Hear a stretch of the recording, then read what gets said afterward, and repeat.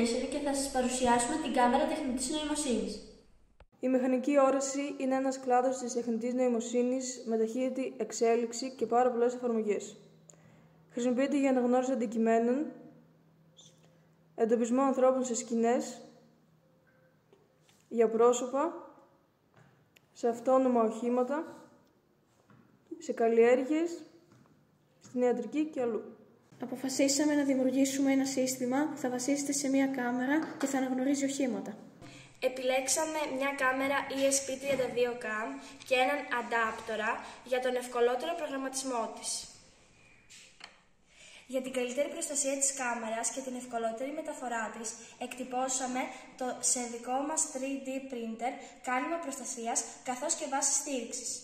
Αρχικά προγραμματίσαμε την κάμερα μέσω Arduino IDE ώστε να λειτουργεί σαν σερβερ και να μεταφέρει την εικόνα στον υπολογιστή όπου θα γίνει η επεξεργασία.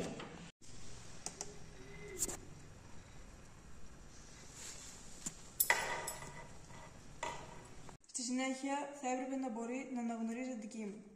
Χρησιμοποιήσαμε το έτοιμο μοντέλο YOLO 3 λόγω της απλότητάς του, καθώς και το περιβάλλον προγραμματισμού Python λόγω του πλήθους βιβλιοθηκών που έχει για αναγνώριση αντικειμένων και επεξεργασία εικόνας.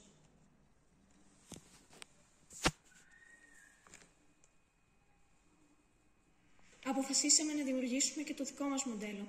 Μέσα από το Teachable Machine της Google εκπαιδεύσαμε το μοντέλο μας ώστε να αναγνωρίζει αυτοκίνητα, μοτοσικλέτες και φορτηγά. Χρησιμοποιήσαμε πολλές δικές μας φωτογραφίες και τις εμπλουτίσαμε με έτοιμα dataset.